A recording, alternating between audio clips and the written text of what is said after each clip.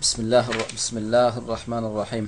إن الحمد لله نحمده ونستعينه ونستغفره ونعوذ بالله من شرور أنفسنا ومن سيئات أعمالنا.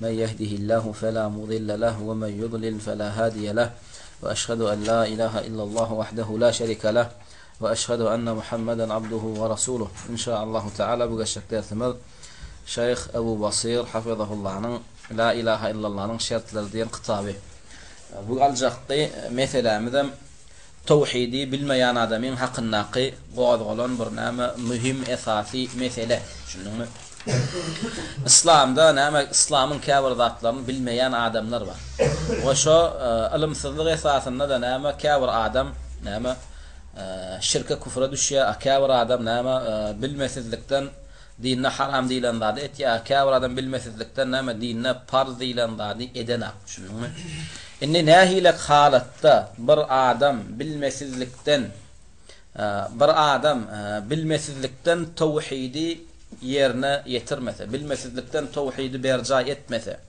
يعني بالمثل لكتن توحيد بيرجع يتمث دي مثلا بر آدم بالمثل لكتن نعم بر الله وبعد يتمث يعني شركة إكليغث بطلرة شبرة شارلرة شقنصة شون حكم نعم شال آدم مسلمان نيليامه شال آدم كافر ديليامه يعني شال آدم دوضخي ديليامه شال آدم أولر ليامه شون حكمنا شنو مسألة هامة في بيان حال وحكم جاهل التوحيد توحيد بالميان حكمي وشنو نعم حال أخوالت لرن بيان دي شنو بمسألة نعم على الغتي مهم مسألة بمسألة ده نعم الكولن علماء لهم مذهب نتقلم الوليات ثم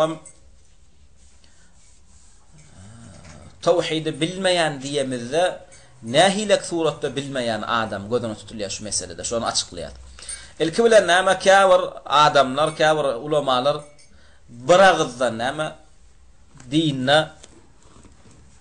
بالبثن بالمانثن قنايش اتمي شو حكمان جيضال النرمان ليلي شنو بلب شركة دشتن بالمان شركة دشتن دنيا ده كافر آخر يتده دوضة خيدي باغتقادة ملي دلا شنو برنج مذهب شيء بر آدم أذن إسلام ينكب شرك كفر الثن يا دانيم إسلام ينكمان شرك كفر الثن شو بلبثن بالمان الثن شو الشركة تمي ولو شركة تمي ولو كفر تمي دنيا داشون كافر دي باغتقادة ملي ألثده شو أمرلك باقي دوضة خيدي بكم قولة ملي دلا بالمثل ذي شو نعم دوضة ختم قال مقلغنا يا ده بالمثل ذي بالمثل ذكتن إدن ذي ونن شو دنيا ده مسلمان سايل مقلغنا نعم سبب بولنا قدي دلا شنو بالمثل أول شركة أول كفر دشتمه شو حكمان نعم دنيا ده كافر آخرته دوضة خيدي نعم قولة الملي دي أبيلك إكنج مذهب شو مذهبن ديبنن تيرثنا شنو بلورنا مديدلر بر آدم ألمثل غثاثنا قناء الثن كفر الثن نامث الثن شو بالمان التمي شو دنيا ده مسلمان آخرة إيروش جنة ديدلر شنو شنو قال يعني ذامه إكنج مذهب نامه برنج مذهبن ديبنن نامه تيرثور نتي تيرثور نهاية تنام دي دلال برا آدم أذن إسلام يوم قيامه لا إله إلا الله ديامه أذن مسلمان ديامه بولي شنو نام إذن كفرنا شركنا نام غرامضنن إذن جناثنا أولونا غرامضن نام برضادنا ثلاثة شو بالبتم بالمانتم بولو قطعوا شو جاهل يا جاهلم نادان يا نادان ألم ثدا آدم شنو دوضة اختان قتل مقلونا سبب بولي هذه دلال شنو بو ورم إكثم باطل ورم شنو برنج مذهبن كم باطل إكنج مذهبن كم باطل ورم شنو أنا حق ورم كمن ورم حقيقي أهل السنة والجماعة نعم علماء ورم أهل السنة والجماعة علماء أهل السنة والجماعة مذهبي ألمثل شرك ألمثل كفر دان آدم باغسلان يارم ديانا باغسلان ناغم ديانا نعم ديا أهل السنة والجماعة بمسألة برتوبر نعم طربتان ثلاث ملوث الكبلن شرك ولو كفر اتيان آدمين أذن ثلاث شنو ناهي لك جمعية لدى ناهي لك يرلر دا أذن بس İlki bilen näme öňe besen ýerine seredilýär. Öňe besen ýeri adamynyň näme hükmüne täsir etýär. Aka halatda näme adamyň öňe besen ýerine seredemizakdanym eden işine seredilýär. Şunuňmy bilinýän umumy musulmanlaryň arasynda bilinýän meselemi ýa bilinmeýän mesele. O tarapdan seredilýär. Aka halatda da näme şoň dünýäsine gurlanýar, aka halatda da näme ahiretine gurlanýar. Bu meselediň bir zadyň üstünde ýöräne. Şunuňmy? Bir adam ilmsizlikden ýaňa näme şirk etdi, küfür etdi. Buňdyň bir tarabyndan seredilýär. Köp tarapda seredilýär. Birinjiler näme ka halatda şol adamyň öňe besen ýerine seredilýär. Ka halatda şonuň bilmedik meselesine seredilýär. Ka halatda şonuň näme dünýäsine ähilek ýa ahiretine ähilek şoň garak seredilýär. El-kevlana qaida alyas näme ulamalar bir agzda näme di ahli sünnet wal jamaa bir adam ýa islama giren bolsun ha ýa-danym islamda doglan bolsun. Ilmyň ulamalaryň köp ýerine öňe bessin ýa-da ilmyň ulamalaryň ýok ýerine öňe bessin. Şunuňmy? Şol bilip etsin, bilmän etsin. Ulu şirke, ulu küfre düşdümi şol adam dünýede musulman saýlanak. Şunuňmy? Şu qaida. Şunuňmy? Şu ulu şirk etmeklik, ulu küfür etmeklik. Näme? İskulçen ýani kabul edenak. Aydın ulu şirk, aydın ulu küfür. Şunuňmy? Aydın ulu küfür iskulçen ýani näme? Kabul edenak. Şunuň asly tawhid. Allah ibadet bir adam näme? Kime ibadet etmeliligini bilenak. Bir Allah ibadet etmelimi ýa-da ewliya pire ibadet etsen bolýarmy? Şu meseleni bilenak. Şoň üçin Allah da ibadet etýär, ewliya pire gawra çöpe çöre de çokunýar. Şunuň gyssananda ýa Allahdan Allahnym çagyrýar, Allahdan gaýrynam çagyrýar. Yankı meselede aslı usulü dinin asıl meselesinde oğlum tevhid, bir Allah'ını ibadet, näme bir Allah ibadet etmeklik meselesinde yalňyşdy.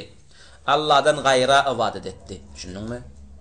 Şu hiç halatda şul adama yankı adam, yankı amal eden adama hiç halatda musulman diýip bolanok.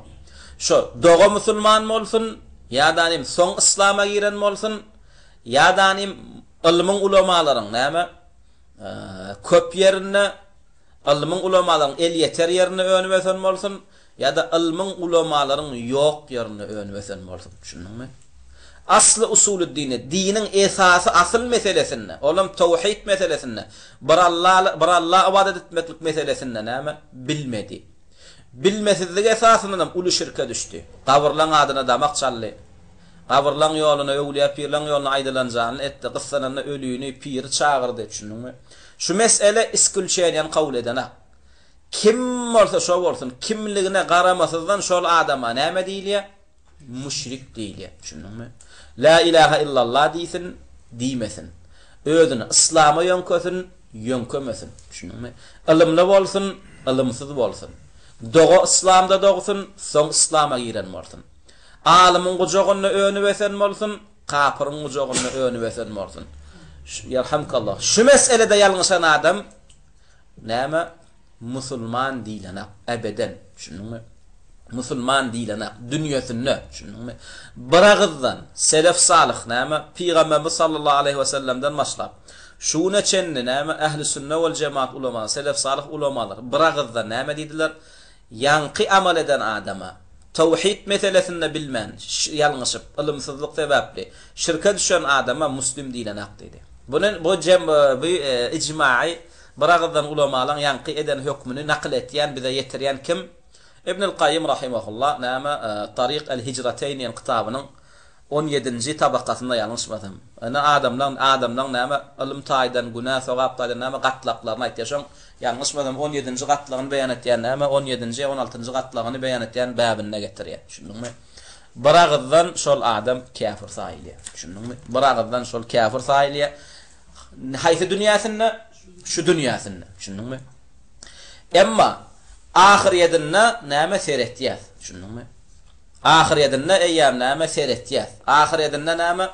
Yani her bir dünýäsinde kafir müşrik diýilen adam ahir ýedinne de näme hükman ömürlük dowdahy bolmaly diýilen zat ýok bizde. Şunuňmy? Bizde näme her bir dünýäsinde musulman diýilen adam ölümü hükman cenneti bolmaly diýilen zat bolmaýşýalyk. Edil dünýede müşrik kafir diýilen adamam ölümü hükman dowdahy bolmaly diýilen zat ýok. Şunuňmy? Dünýede kafir adama näme musulman diýilenem bolsa, şunuňmy? Ölen soň belki ömürlük dowdahy boljak adamdan bolup bilýär. Sen biz ýüregini bilemedik, belki 200 ýyllyk bilen din tutanlar. Şunuňmy? Şoňa biz dünýede bir adama musulman diýip gezmekligimiz näme? Onun Allah tarapyndan hükman näme cennete salınmaklygyny talap edenek. Şunuňmy? Bizin birine musulman diýmekligimiz oňa cenneti wajip edenek. Ya da adamlar tarapyndan birine kafir müşrik diýilmeklik näme oňa dowdahy näme wajip edenek. Biz diňe dünýede gatnaşmaklyk üçin eden amalyna görä bir adama, gatnaşmaklygymyz üçin eden amalyna görä bir adama hükman eden amalymız islami amal bolsa musulman nimeli bolýar. Emma dünýede gatnaşmaklygymyz üçin ýene bir adama näme eden amal küfür bolsa kafir diýmeli bolýar. Bu dünýä hökmi, düşündiňmi? Biz onuň ýüregini ahiretini bilip bilemedik. Şoň ulamalar näme diýip biz tarapyndan musulman diýilen adamlaryň hemmesi ölen soňam ahiretde de Allahyň ýanynda musulman we cenneti bolmaly diýip düşünmedi. Edil şoňalyk biz bir adama kafir diýsek şu dünýäsine, müşrik diýsek, murtat diýsek, şu hükman biziň şoňa şu hükmüni berendegimiz sebäpli Allahyň ýanynda şu kafir bolmaly, dowdahy bolmaly, oňa cennet haram bolmaly diýip düşünmedi. Şunuňmy? Biziň nazarymyzda musulman sayılan adam ahiretde Allah'ın yanında kafir görülmek ahmal, sayılma ahmal.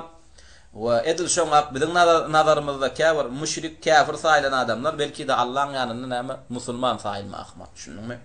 Emma şu dünýä hökmünde näme bizde iskulçäniye istisna kabul etýän meseleler we kabul etmeýän meseleler bar. Olam ýanky bir adam uly şirke düşdümi? Açaçan uly küfre düşdümi? Şol adamyň ilm esasy bilip etdimi, bilmän etdi. Şunuňmy? Oňa seredilmeýär. Şunuňmy? Uly şirk we açaçan aýdyň uly küfür eden hükman dünýäsine näme kafir sayılmaly. Emma ölen soň näme oňa dowdahy diýmeklik üçin bize bir şert gerek, olam şu uly şirki, uly küfür eden adam näme bilip eden bolmaly. Şunuňmy? Bilip eden bolmaly. Da'wat yetenden soň, hüccet yeten bolmaly. Qur'an, hadis yeten bolmaly. Qur'an yetdi, hadis yetdi, ilmma, ulamalar wa şu zatlardan soň näme ilmi gözlemedi, hakykaty gözlemedi. Şu sebäpden hem uly şirkde, uly küfürde ölli. Buňa halatda ölen adamlaň näme ahiriyetine de biz näme hükman dowdahy diýip näme hökm etmeli bolýar. Emma gördük wagtyk bir adam näme eneden ölüýünçe näme Qur'an yetmändir oňa, hadis yetmändir, ilm yetmändir, hüccet yetmändir. Ne ol ulamalara yetip sonra bilipdir, ne de ulamalar oňa yetip aýdyp dawat edibilipdir. Düşündiňmi? Ölüm haky gözläpdir, tapjak bolupdyr, biljek bolupdyr. Ýöne ne ol haka yetibilipdir, ne de hak oňa yetibilipdir. Düşündiňmi? Ne ol alimlara yetibilipdir, ne de alim ol alim adamlaryň ýanyna yetip dawat edip haky beýan edipdirler. Şu sebäpden hem ýanky adamyň hakyny ilme yetmek, ilme öwrenmek, haka öwrenmeklik näme mümkin bolmandyr. Şu sebäpden näme ilimsizlik sebäpli şirk edipdir, uly şirke düşüpdir, uly küfre düşüpdir. Şol adamyň näme ahiretine biz näme diýäs? Bilemedik diýäs. Şunuňmy? Dünýäsine näme diýdik? Kafir, müşrik diýdik. Şunuňmy? Özüň islama ýönkösün, ýönkömesin. La ilahe illallah diýsin, diýmesin. Namaza gosun, okumasyn. Şol adamyň dünýäsine müşrik diýäs. Ahiretine ýanky suratda bilmän ölen bolsa näme diýäs? Emruhu ilallah. Onun işini Allah çödiýär diýär. Allah'ın ýanynda bir şoňa näme bir bagyslarlyk, Allah'ın ilminde bir şonu bagyslarlyk bir nemesi bar bolsa Allah bagyslaýar. Emma Allah'ın ilminde şonu bagyslarlyk bir esbaplar bolmasa Allah bagyslar. Emma bir adam näme ilimsizlikden ýaňa näme ilimsizligiň sebäbi bilen uly şirk etýär, uly küfür etýär, düşündiňmi? Dinden çykaran amallary etýär. Ýöne istese ol ilma yetip bilýär. İstese haka yetip bilýär, istese ulamalara yetip bilýär, sonra bilýär. Ýöne özi dünýä bilen başagay bolan bol, biperway bolup bu zatlara üns bermän, düşündiňmi? Üns bermedi, bileýinem diýmedi, biljegem bolmady, aýdylaryna dinlejegem bolmady, düşündiňmi? şu ödü bir pervaylığı sebäpli, ödünün näme haqqy gözlemeklikden näme kemkärte gaýdanlygy sebäpli näme ulu şirke kufra düşdi. Şunun ulu şirke ulu kufra düşdi. Şunun ödü edeýinse tapy bilýärdi haqqy. Gözläýinse alymlara yetip bilýärdi. Şunun soraýynse sora bilýärdi. Ýöne ödü dünýä başagay bolanlygy sebäpli, ödü hakdan yüze uranlygy sebäpli, bir perwaý garanlygy sebäpli, üns berenligi sebäpli şular adam ilmsiz galdy. Öwreni bilmedi käbir zatlar, bilmedi. Wa ilmsiz adamam näme hukman bir günah ýetäýmeli. Ýöne bu näme ilmsizligi sebäpli ulu şirke etdi. Ulu şirk etdi. Aýdyň arasy ulu küfür etdi. Şular adam öldümi dünýäsine kafir diýäs, ahiretine näme diýäs? Dowzahy diýäs. Düşündiňmi? Ahiretine de dowzahy diýäs.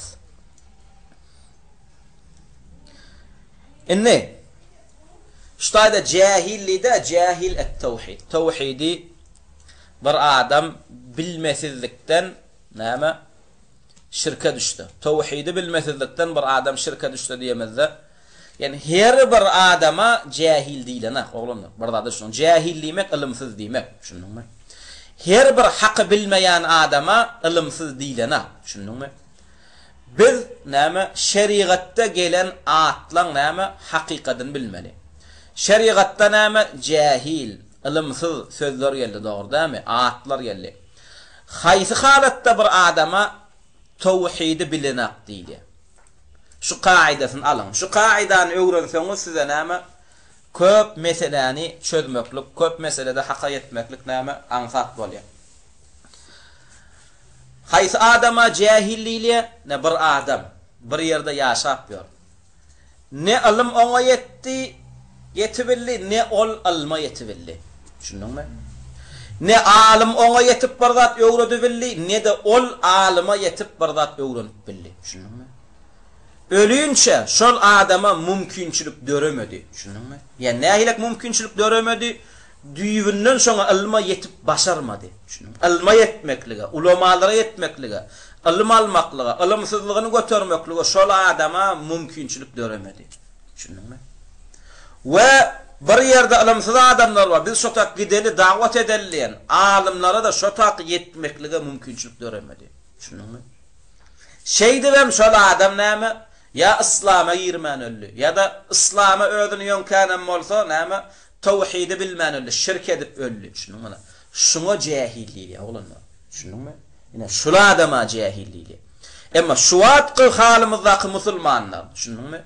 Bu wagtky halymyzdaky musulmanlara jahilliýlenak. Düşündiňmi? Şu murji'eler ýalňyşýa.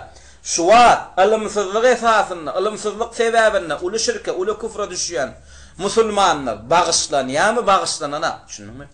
Olar näme meselede haqqa yetip bilenak bu murji'eler, düşündiňmi? Näme üçin bu meseleň dogrusyna, hakykatyna yetip bilenaklar?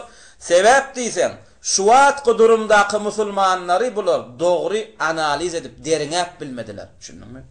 Bu wagtky musulmanlara ilimsiz musulman diýilen, hakda bu wagtky musulmanlara hakdan yüze gurýan musulman diýilen. Bulara mu'riz diýilen, düşündiňmi? Şu wagtky musulmanlaryň küfri ilimsizlik esasynda däl, sebäbinde däl, bu wagtky musulmanlaryň küfri i'rad esasynda, düşündiňmi? Bu wagtky musulmanlaryň %99% näme? İstese haqqa yetip bilýär, düşündiňmi? İstese sora bilýär, istese bilip bilýär, istese gözlä bilýär, düşündiňmi? Hakam olara yetti, olaram haqqa yetip bilýär. Düşündiňmi? Alimlaram olara yetti, olaram alima yetip bilýär, yeteýin niýse, düşündiňmi? Ýöne bu wagtky musulmanlar yüze vurdular. Bileýin niýmediler, dinlejek bolmadylar, öwrenjek bolmadylar, sorajak bolmadylar. Bulara näme diýilýär şeriatda?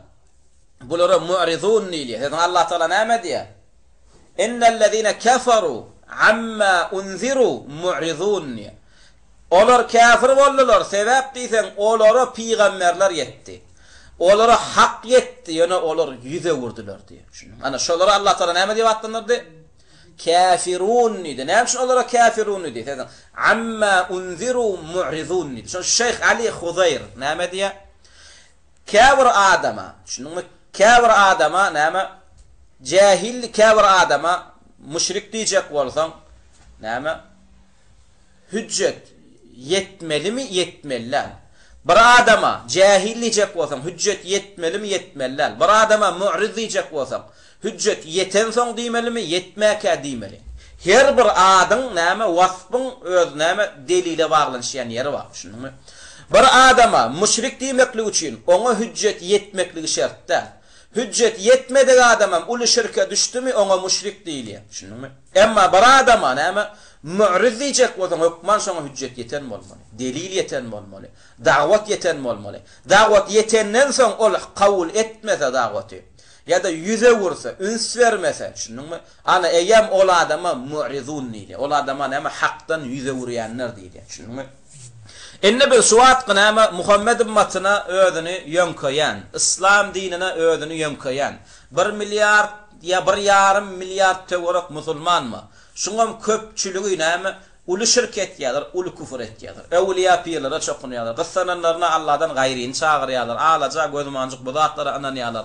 Allah'dan gaýryny ýoluna aýdynan diýen janyny kesýärler. Indi şu adamlar näme?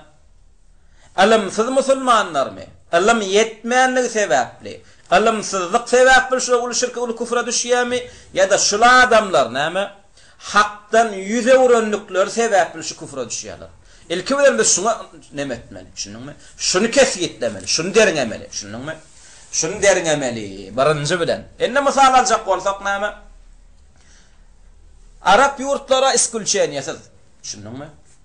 Her owadan hakka çağıran alim tapyp bolýar. Ondan aňyrda da her öýde radio we her öýde näme? Qur'an mı? Şunuňmy? Araplara diňe Qur'an yetenli bolýar. Li sebäpin Allah Taala näme diýär? Li unzirakum bihi we men balag diýär. Şunuňmy? Li unzirakum bihi Qur'an indirdim sizi ägärendirmeklik üçin. Kime balag? Men balagahul Qur'an fakat qamat alayhul hujja. Kime Qur'an yetti? Şonuň düşünýän dilinne, şoňa hüccet yetti. Şunuňmy? Qaida alan. Kime Qur'an yetti şoňa düşünýän dilinne. Beýdi diýmedem. Şoňa näme Qur'an düşünýän dilinne aýdyrly diýmeklik gerekkel. Şol adam düşüneýin ise şoň düşünjek dilinne şoňa Qur'any aýdy biljek, aýtmaklyga, Qur'ana yetmeklige mümkinçilik döredimi şoňa Qur'an yetti saýly. Şunuňmy? Bir adam şunun öz dilinne Qur'ana düşüneýin ise şoňa düşünmekligi Allah tarapyn şoňa mümkinçilik döredilimi göýe şol adamyň ýanyna bar peýgamber dawat eden ýaly. Şunuňmy? Sebäp diýsen Peýgamberimiz Muhammed sallallahu aleyhi ve sellem'in döwründe näme? Hemme müşrikler ýanyna Peýgamberimiz ýeke-ýekeden barmady. Şunuňmy? Käbirne Peýgamberimiz öňe bar dawat etdi, emma müňlerçe, ýüzlerçe diňe Peýgamberiň habary etdi. Şunuňmy? Şu Peýgamberiň habary etenden soňam, iman etmedikleri Allah Taala näme? Kafir saýdy. Zaten olara Peýgamber eten ýaly. Şoň üçin istenlik bir milletin düşünjek dilinne näme? Qur'any düşündiriljek ba bolsa ya da şol adam düşüneýin diýenne Allah Taala şoňa näme mümkinçilik döretdi şu öz düşünjek dilinne Qur'ana yetmekligi, düşünmekligi. Ýöne ol biperway boldy. Üns vermedi. Şunuňmy? Dünýä bilen başga bolan bolla, ýentek bu zatlar biler ýörürse diýen bol. Ya danym düýbünden men öwrenjek gadersen men şu ata-babamdan tapan dinimi ýolum hak saýan idi. Bu adamlara jahillikle näp olanlar. Şunuňmy? Bu adamlara hakdan yüze vuranlar diýilýär. Şunuňmy? Bulara mu'rizun diýilýär. Şunuňmy? Jahillik kime diýilýär? Biz oglanlar bir zada düşünmeli. Dinni agdalan södi. Ulamalar agdyndan gelen södi. Dinin muradyna göre düşünmeli. Ulamalar agdyndan gelen södi. Ulamalar muradyna göre düşünmeli. Ulamalar näme bir adam ölümsizlik bilen şirke küfre düşse diýip kimi göze tutýarlar? Yani bir adam bir ýurtda ýaşady. Şoň ýaşan ýurduna Qur'an yetmedi. Şoň düşünjek diline Qur'an yetmedi. Peýgamberiň hadisi, buyruklar, gaýtarlar yetmedi. Şo ýurtda ulama ýok, dawat ýok. Şol adam öýde gözläbem, tapyp bilmedi. Şunuňmy? Şoň el ýeterne, şoň yetibiljek derejesinde alim ýok. Şoňa hak aýdy bilýän ýok. Şunuňmy? Yani hiç tarap hemme tarapy ýapyk. Şunuňmy? Ana şol adam näme? Ilmsizlik bilen şirk etdi. Şol adam küfre düşdi. Ana şol adama jahillik. Şol adama ilmsizlik sebäpli küfür etdi. Ilmsizlik sebäpli şirk etdi diýilýär. Şunuňmy? Takriban şu wagtda adam ýok. Şunuňmy? Umumy alamda şu wagtda uly şirke uly küfre düşýän adam ýok. Düşündüňmi? Umumi alamyzda şu wagtda adam ýok. Inni şu wagtky ummatyň haly näme? Mu'rizun. Şunun hakdan yüze vurýanlar. En din taýdan ýyza galyk ýurt näme biziň ýurdumyz. Dogry dämi?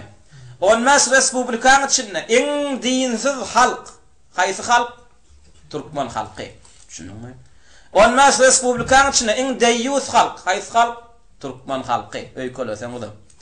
Olmas respublikaň içinde en zuwetdin gorkak halk kim? Türkmen halky. Gynan sanadan. Düşündüňmi?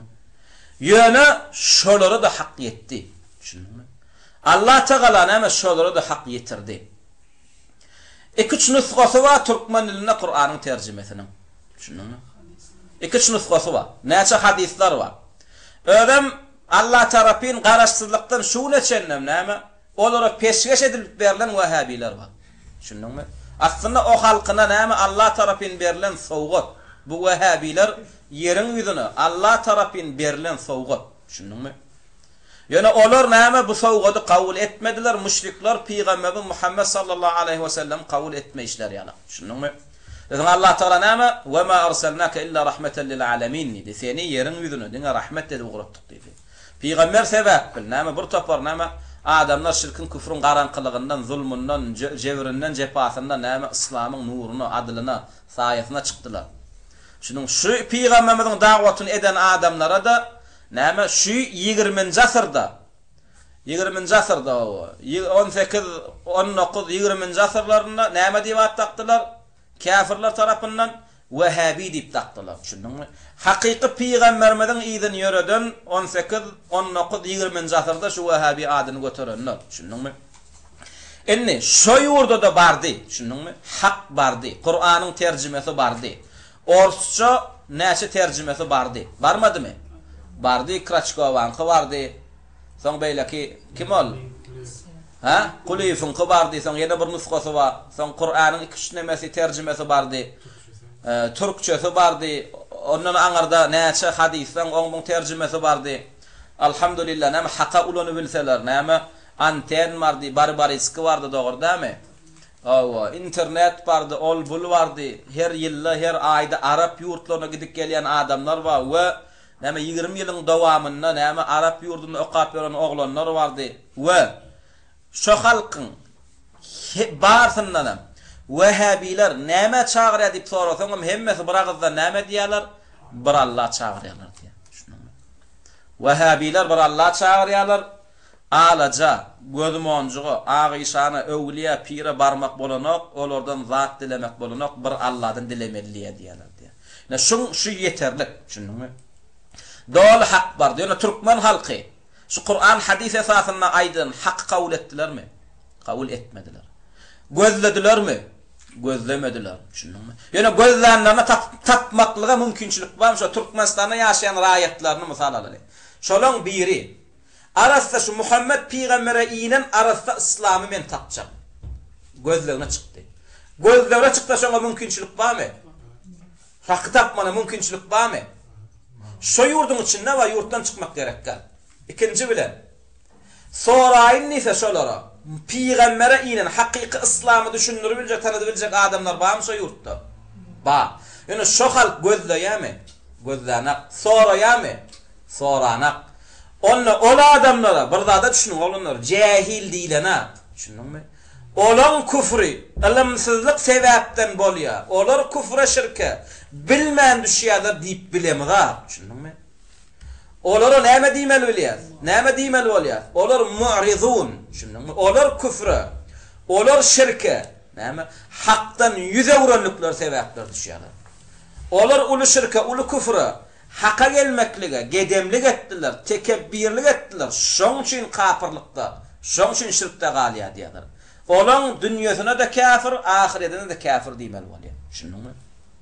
Emma bu kitapda Şeyh Cahil Tawhid diýse, şu wagtky ummaty gören tutýanlar aýtma. Düşündiňmi? Bu umumy näme meseleni açyklajak bolýar. Birden şuňa adam ba, ýerin ýüzünde, Afrikan çöllüğünde, ya merkeze garagama gittik 400 kilometr näme gomun çümmesine. Şu taýda bir kowum tapdyk. Türkmen, ödün islamy ýönkäýe ýöne ne Kur'an bilýärler, ne hadis bilýär, ne Kur'an bilýärler diýdiňimiz, ýani ýatdan, Kur'an ýatdan çykypdyr. Ýani bu Kur'an diýilen kitap unutupdyrlar. Şunuňmy?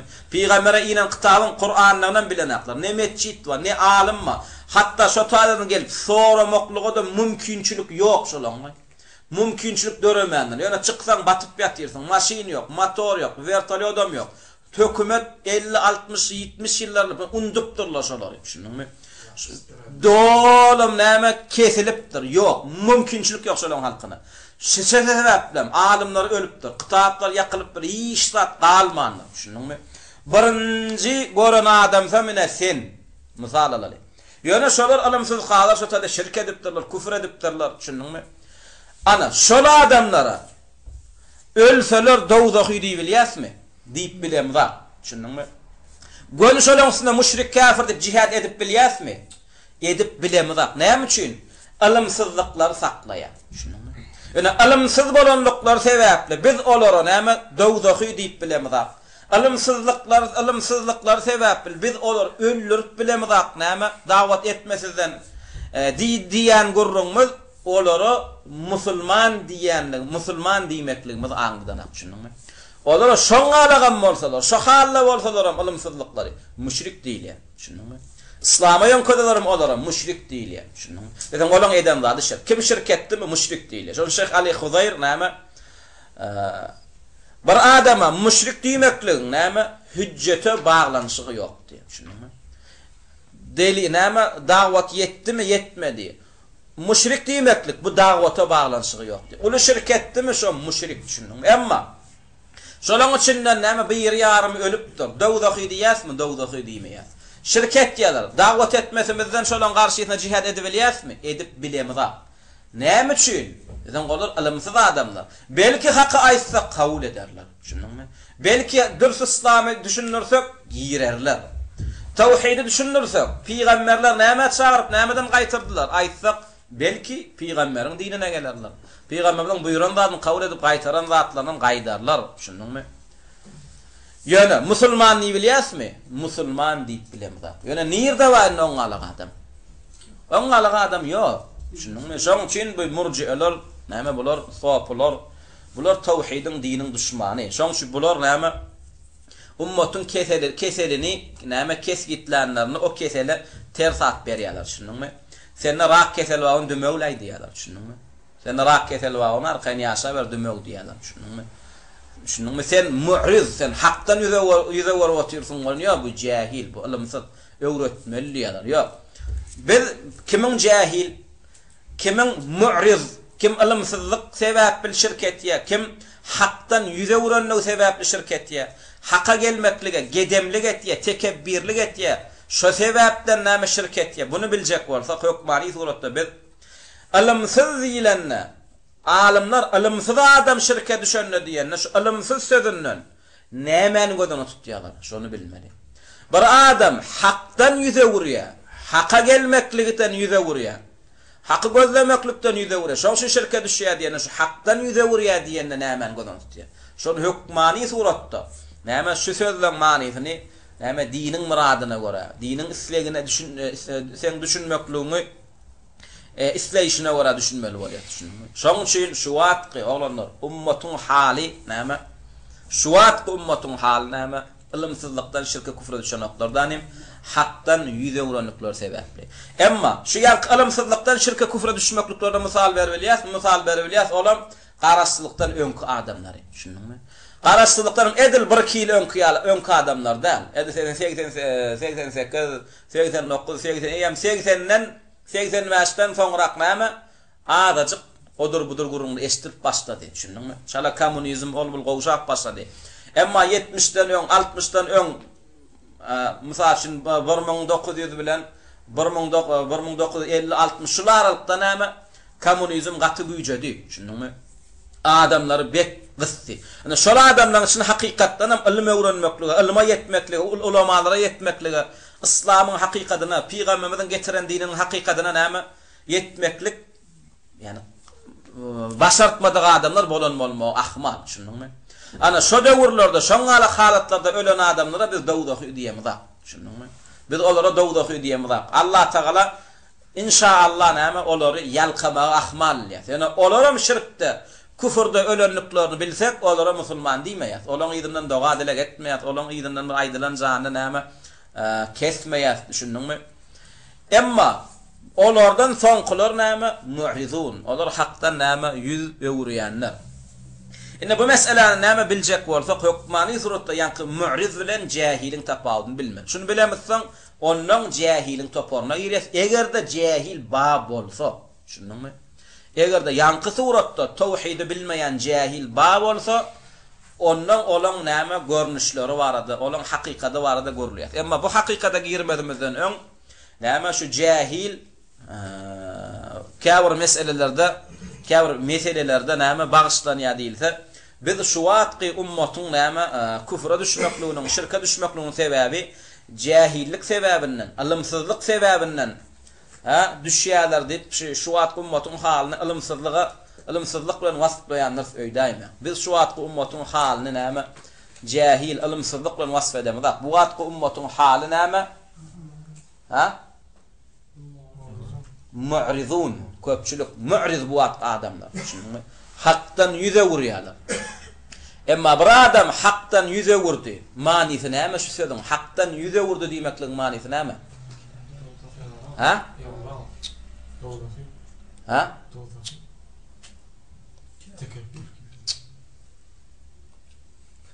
Näme? Sen bir zat diýjek bolýan. Näme? Şu wagt adamlar näme bir hakdan yüze vurdy diýdigimiň manysy näme? Näme diýjek bolýar? Näme netije almary şu söz?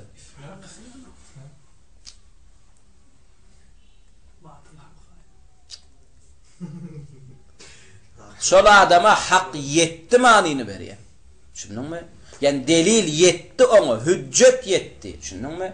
Hak yetti, yeten soň yüze vurdy. Düşündiňmi? Murci'elerim biz bilen bile. Bir hüccet yetenden soň, hak yetenden soň şirk küfür etse müşrik diýär olaram. Kafir diýerler, dogry dämi? Men murci'eler näme şüphesine düşen bolýar. Olam yetmedi ona, hak yetmedi, da'wat yetmedi. Nädip biz ona kafir müşrik diýerler. Şoňşy biz diýär, mu'riz diýip kime diýilýär? Hakdan yüze vurýan, yani hak yetti. Düşündiňmi? Yana yüze vurdu. Kabul etmedi, islemedi, öwrenesi gelmedi, bilesi gelmedi. Hak gönümel şoň özüne yetti, buňa bir suraty bar. Ýara gönü özüne yetti, ýa-da şoň yetibiljek ýerine yetti. Düşündiňmi? Hak gönü özüne yeten bilen näme? Şoň yetibiljek ýerine hakyň yeteni ikisen birda. Bir adamyň gönümel özüne yetti hak. Bir adamyň yetibiljek ýerine hak yetti. İkisen bir adam. Bir adamın gönü yanına barıp bir davet etti. Doğan sen etýän zadyň şirk. Peygamberimizin getiren dini şu. Sen gönü ödüňi aýtdy hemme zady. Sana hak yetti, sen näme etdiň? Yüze vurdun. Emma ikinci adam näme? Şoň yetibiljek ýerine hak yetti. Yani hakyň yeten ýerine barıp şu bileýin, öwreneýin, soran diýende mümkinçilik bardy. Şunmy? Şo bilen beýleki ikisi deň saýdy. Şunmy? Emma sana yetenden soň kabul etmedin, aýam sen bildin dämi? Emma bu adam bilen ak. Şunmy? Ýöne yetibiljek ýerine hak yetti. Şu bilmeýänem bolsa bilýän bilen dessen hasaplanýar. Şunmy? Sebäp diýsen, ilmsiz galmagyna, şu meseleni bilmesizligine özü sebäp boldy. Olam haka yetibilýärkä baryp soramady, öwrenmedi, bilmedi. Şoň üçin näme? Haka yetibiljek, haka yetmeklige mümkinçilik dörenden soňam näme? Şo fursatdan peýdalanmady, ilmsiz galdy. Şo ilmsiz galan bilen näme? Ilim yetenden soň yüze vuran bilen ikisi dessen, ikisem kafir, dünýäsinde we ahiretinde. Şunmy? Şu wagt ummatyň köpçüliklerin haly şu. Şunmy? Şu wagt ummatyň köpçüliklerin haly şu. Şoň üçin näme ulamalar näme diýär? Bir adam düşüneýin diýse, şoň düşünjek diline hak yetdimi? On özüne däl, hak yetdi diýilse pikir etme, onu şoň özüne yetdimi diýip näme? Gözüne tutmak ulamalar. Şoň yetibiljek ýerine, şunun hak yetdimi? Özüne yetti ya da şoň yetibiljek ýerine hak yetti. Düşüneýin diýse şoň düşünebiljek diline. Näme? Bolu şol adama jahilliğine. Bu adama näme diýýär näme? Owadan tahyýaly? mu'riz diýilýär. Bu hakdan yüzewren diýilýär. Şunuňmy? Haqqy islemedik diýilýär buňa. Şunuňmy? Bul adam dünýede de kafir, bul adam näme ahiretde de kafir. Bul adamlar näme küfre düşmekliginiň sebäbi, bul adamlar näme şirke düşmekliginiň sebäbi ilmsiz bul adamlar. Bulara hak yetmedi, bulara haqqy bilener diýip düşünmeliler. Enne yine bir açıklamalarımız näme bir adama hak yetti, ýa-danim şoň yetibiljek ýerine hak yetti diýse, ne ýol bilen yetti tapawdy ýok. Düşündiňmi? Yani murji'alar näme kynlaşdyrýar? Hukman perişte ýalak adamyň üstünden yetmeli ýa-da. Kysga çaýdamyzda da. Olar perişte ýalak diýen aklardan mene goýýan şertlaryny alsaň, yani perişte ýalak adamyň üstünden saňa dawat edilmeli.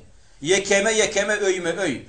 Ondan soň sen kabul etmesen, ondan saňa hak yetti, sen mu'riz boldun, yüze vurdun, hak kabul etmedin. Ondan sen kafir müşrik diýerler. Ýok. Bu murji'eleň şerti. Emma hakyky ulamalar näme diýär? Hak saňa ya da senin yetibiljek ýerine nähilek wesilet bilen yeten bolsa, saňa hak yetti saýlýar. Radio bilen yetsin, telewizor bilen yetsin, kitap bilen yettin, broşuraň bilen yetsin. Şunuňmy? Antenyň üstünden yetsin. Şunuňmy? Kasetaň üstünden yetsin. Ya bir geçip barýanyň üstünden yetsin. Şunuňmy? Ya bir dostuň üstünden yetsin. Ya bir ejeň üstünden, ya bir qaqaň näme üstünden. Şunuňmy? Bizi näme bilen yetýänligiň gyzyklanlarynak da bizi saňa näme yetýänligiň gyzyklanlary. Saňa hak yetdimi? Ya da senin yetibiljek ýerine hak yetdimi? Bolly bizdiňe şuňa seretýär. Näme ýol bilen yetdi işimiz ýok. Şunuňmy? Sen gumda näme goýun makyp ýörsiň. Seretsen aňardan bir eşek gidip barýar. Düşündiňmi? Eýesi ýok. Senem bu eýesiz eşek näme kan kapýor kadip bardyň bolil, şu kitabyň eşeğiň üstünde bir kitap duran eken. Senem Allahyň okudyň, şu kitabyň birinji sahypasynda näme bir Allah ibadet edin. Allahdan başga hiç zat ibadet etmeň. Çünki peýgamberimizin getiren dini Allah ibadet etmeklik, köp hudaýlykdan gaýtarmaklyk. Allah Taala näme Allah'dan gayra çokunyanın günahını bağışlayan neler? Musulman la ilahe illallah diyen. Dine bir Allah çokunmalıdır. Şu zatlar okudun değil mi? Bollu sana hak yetti. Düşündün mü? Yani näme vesiletlerini yetti o mesele değil. Düşündün mü? Mesele sana hak yetmek. Ama murci'eler kıyınlaştırıp näme? Meseleni kimin üstü bilen yetti? Şuna bağlanıştırıyorlar. Sana hak yetti mi? Yetmedi ona sereden aklar. Näme? Kimin üstü bilen yetti? Şuna serettiyorlar. Şolan şert eden adamsynyň üstü bilen yeten bolsa hak saňa yetdi saýalar, emma şolan şert eden adamsynyň üstü bilen näme yetmese danim şo saňa yeten hakam bolsa yetmedi saýalar. Oňa da näme gysga çaýdamyzda perişte ýalak bir adam iki ganatly näme ýüzünden nur akyp ýatyr gurlanyna da käbir kinorda ýegal owadan urlar şoňalyk ses bilen sen näme içiňe daşyňa girip şoňalyk düşünürmeli. Oňalyk şertden nähilek wesilet bilen saňa telewizor bilen yetsin, radio bilen yetsin, näme bilen yetsin. Sen özüňe yetmeli, ýa-danim sen yetibiljek ýerine hak bardymy? Bolly gutawda sen ýam jahillan. Sen ýam ilimsiz däl. Şunuňmy? Şondan soňam sen haky gözlemedin, öwrenmedin. Arasda Allah we Rasulunyň isleýişi ýalyk musulmançylygy tutmadın, islamy tutmadynmy? Sen mu'riz hasaplanalýan. Sen hakdan yüze vuran failya. Düşündünmü? Sen hakdan yüze vuran failya. Hakdan yüze vuran adamlarım dünyada da kafir failya, ahirette de kafir failya tawba etmese. Yani inne gel cedel ettik utullukda hakikattan hem cahil adamlarım bağmış diýiwalar. Düşündünmü? Biri diye näme? Doğru, kanagat berdin, ha? Şu wagtky musulmanlaryň hali, şu wagtky musulmanlaryň uly şirke, uly küfre düşmekliginiň sebäbi näme? Ilmsizlik sebäp bilmesizlik sebäp dälekennänim özleri hakdan yüze vurýanlyklar sebäp eken. Ýöne sen jedelle utulanmallanym näme? Käbir adamlar näme? Uly küfre, uly şirke düşmeklikleriň sebäbi ilmsizlik bolsa, ilmsizlik diýiwalaly. Ha? Bilmesizlik diýiwalaly. Ähli sünnet we cemaatyň ýanyna şuňa bagyşlanýan görnüşi ya bağışlanyan görnüşü bami şonu bir ayda aysan diye. Biz de bunu aytýar. Şeyh şonu aydypdyr, düşündiňmi? Ni şeyh şutada ilimsizlik gurulsa pikir etme, yani şeyhin ýanyna şu wagtky musulmanlaryň köpçüliginiň şirkiniň, küfrüniň sebäbi ilimsizlik şon diýjek bolýar diýip düşünme, düşündiňmi? Yani şeyhin bunu düşündirjek bolýar, ähli sünnet we cemaat hemme mezhebiň näme hak mezhebi. Her bir meselen hakyny saňa hödürleýän mesele, düşündiňmi? Emma bu wagtky ummatyň köpüsi näme? ilimsizlik sebäpden şirke küfre düşen aklar danim hakdan 100 euronluklar sebäpli uli şirke uli küfre düşýärler. Indi bu wagtda biz näme diýäs? Ilki bilen näme tawhid bilmeýän adam kim bolýar? Kafir bolýar. Şunu tawhidi bilmeýän kafir.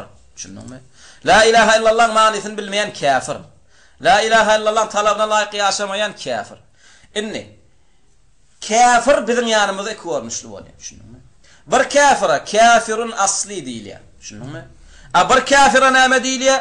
Musulman bol, soň dinden çykan. Şunuňmy? Şunuňmy? Biz asli kafir we soňa murtat ba. Şunuňmy?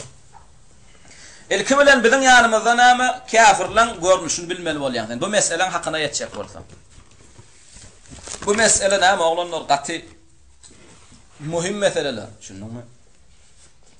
Hatta biz bilen akidede cem oglanlaram bir wada näme şu meseleden kafir näme kabul etip bilen akly bir kırk turup durýarlar. Şunuňmy? Dünýäňizde daňa çen Azerbaýjanda oturduk. Biz taraplan kafir meselesine geldik bolýan, burtis ýok bolup durlar. Şunuňmy? Soň alhamdulillah açılışdan hakka geldilerim, kabul etdiler. Ýöne bu agyr mesele. Şunuňmy? Häzir kafirlerde aýdar inşallah näme Allah taala hem hakyky kabul etmekligine näme meýesser etsin. Näme diýär? Kafir biziň ýanymyzda iki görnüşli. Bir kafira näme diýilýär? Asli kafir diýilýär. Şunuňmy? Bir kafira näme diýilýär? Murtat diýilýär. Murtat kafir diýemizde kimi gözüňe tutýar? Asli kafir diýemizde kimi gözüňe tutýar? Asli kafir diýemizde gözüňe tutýanymyz aslyndan islama girmedik kafir. Şunuňmy? Düýbünden islama girmedik adama asli kafir diýilýär. Şunuňmy? Murtat kafir diýemede kim gözüňe tutýar? Hakyky islama girip soň dini bolýan zatdan birini edip dinden çykan adama diýär. Şunuňmy? Murtat ýani ol asly musulman. Şunuňmy? Şu islama girdi. Ýöne soň islamyny imany bolýan zatdan birini etdi, soň dinden çykdy. Şu kafir biziň ýanymyzda. Ýöne şuň ady näme şu kafirin? Murtat. Şunuňmy? Emma asli kafir kim? Düýbünden islama girmedik adam. Şu meselede açyklamazda olanlardan bir kabul etmejek bolanlar näme? Şu atdy. Orsiýetden aýrylan Saýudyň halky asli kafira girýär, murtada girýär. Ene şu. Asli kafira girýär. Şunuňmy? Asli kafira girýär diýdim bolýar, näme etdiler? Şübhä düşdiler. O näil asli kafira düşýär? Koloniýa görmedinden öň olar musulmanlar. Şey diýdi, şunuňmy? Şübhä düşen zatlary. Şoň üçin bir açyklaýar. Ýani şu wagtda Saýudyň aýrylan halk diýemizde garaşsyzlyk näme alandan soň halky bir gözüňe tutýar. Koloniýa girenden soň halk gözüňe tutýar. Koloniýadan öňkü halky gözüňe tutamda. Şunuňmy? Ors biziň ýurtlarymyzda koloniýa etmedinden öň türkmenler musulman halk hasaplanýar. Şunuňmy? Emma Ors bizi koloniýa edenden soňky öňe türkmenler musulman saýlanaklar. Köpçüligi oňa. Köpçüligi. Emma içinde hakyky islamda galan adamlar bar. Dininden çykman galan adamlar bar. Biz höküm edemizde 100% höküm edemizde. 100% höküm etýänem ýalňyş adam. Şoň üçin näme? Köp prosentde näme? Asli kafir. Sebäp diýsen Ors biziň ýurtlarymyzda islamdan zat goýmady. Alimdan zat goýmady. Düşündiňmi? Olarda la ilahe illallah da galmady, tawhidam galmady, islamam, namazam, hiç zat galmady. Düşündiňmi? Şoň üçin Orsdan çykan, Orsdan garaşsyzlygyny alan halklar şu wagt asli kafir saýylýar. Ýöne garaşsyzlykdan soň näme şol adamlaň içinde hakyky dinine dolanyp başlan musulmanlar olan biz. Düşündiňmi? Biz näme şoň men ödümden höküm etýän. Şoň şu näme kafir murji'alar näme ýanky mesele ýerýän onu ödüňe ýapyş, onu sen ödüň kim saýýadyn? No kafir oglanlar ödüňe kafir diýip bilen akgorin. Görýärmi? Ilegede galyna diýe ödüne diýen ak, düşündiňmi? Biz men ödüm barada gurulýan. Garaşsyzlyk almadymyzdan öň men ödüm musulman saýýamak, düşündiňmi? Sebäp diýsen biz ölüler çagyrýardyk, düşündiňmi? Ringe giremizde ya Ali ödüň ýetişdik girýärdi, düşündiňmi? Bu ejemiň öwreden wesiýeti bardy, oňa da näme ejesi öwredipdir, oňa da plan pir öwredipdir. Şunu näme diýipmiş? ölüm soňa men çağırın diýirkäm size ýetişerin diýipdir. Atam babam, garrym agtym, agyşanjan ödüň ýetişsin diýipdir. Şunuňmy?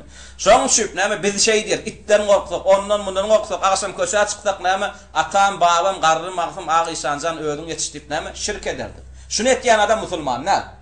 Şoň üçin näme biz soň islama girdik. Şunuňmy? Biz soň islama girdik. Şunuňmy? O bir problema değil. Şunun ile kafir dedik mi şu amal bilen? Ödümüden şunu edemmedik, bidemem kafirdir. Şunun son Allah Teala bize ne etti? İslam nigmatını verdi. Ve ölünçe Allah Teala bizim elimizden şu İslam iman nigmatını almasın. Enne şu halkın içinde näme musulmanlar döredi. Hakiki dinine, İslamına gelecek adamlar döredi. Yani şu näme kafirlerin elinden terbiye alan kafir Türkmenler, kafir Özbek Azerbaycanlar näme şu kafir halkının yeni önkü asli İslam dinine dolanmağını isteyanaklar. Şununla. Şolan karşıyla näme düşmançılık etýärler. Emma bu murci'eler näme asli kafir prezident, asli kafir halka näme İslam'a yönköp olan hakkında İslam'ın kada kanunu yaratacak bolýarlar. Şununla. Olar asli kafir. Şunu murtet diýip kime diýilýär? Ene murtet diýip şuna diýilýär. Näme dille eşhedü en la ilahe illallah ve eşhedü enne Muhammeden Resulullah diýdi. Şunuňmy? Manisine düşünni. Kabul etdi yüreği bilen.